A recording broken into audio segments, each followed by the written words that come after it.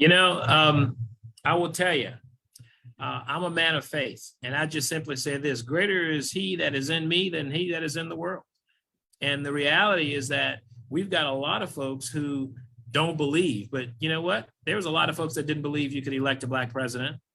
There was a lot of folks that didn't believe you could elect Kathleen Blanco, the first female governor.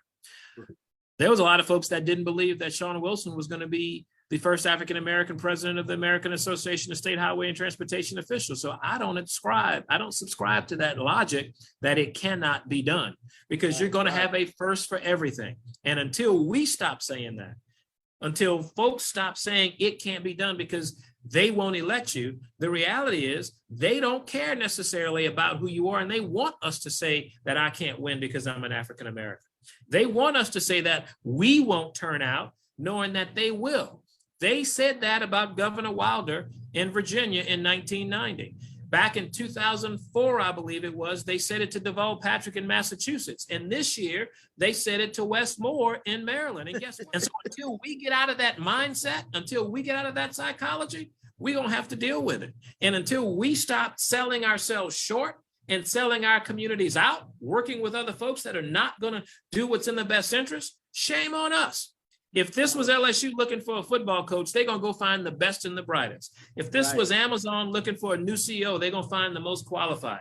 If this is the New York school board looking for a superintendent, they're going to comb the nation to find the most qualified. And I dare you and anyone else to go find someone that's got 25 years, got a master's and a PhD in public policy and government, and have done the work working for Republicans and Democrats for the last 25 years with integrity, with transparency, dealing with the crisis that we get on a daily basis. And so I hear that. It goes one ear out the other, because I'm not here to listen to the naysayers. I'm listening to the yaysayers who are going to believe that we're possible.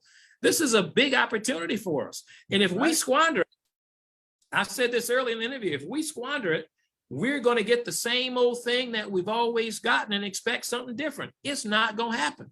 And so if we want to change those statistics, if we want to make sure sin lies on the rap, if we want to make sure that poor people are taken care of, because you can't fix the educational system unless you fix it for underprivileged poor people in Louisiana who happen to be a large portion African-American. You will never turn that corner on education when you do that. You will never change the health outcomes of this state until you start addressing poor people, because 50% of our citizens live on Medicaid and Medicare.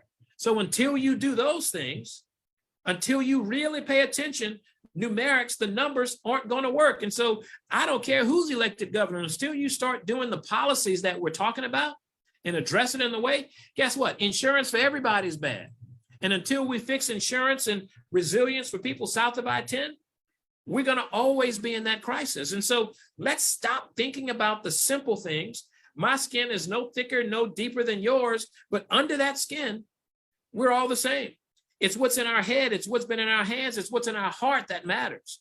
And so that's what I tell folks. I'm going to listen to the people who say you can, and not to the outside voices that say you can.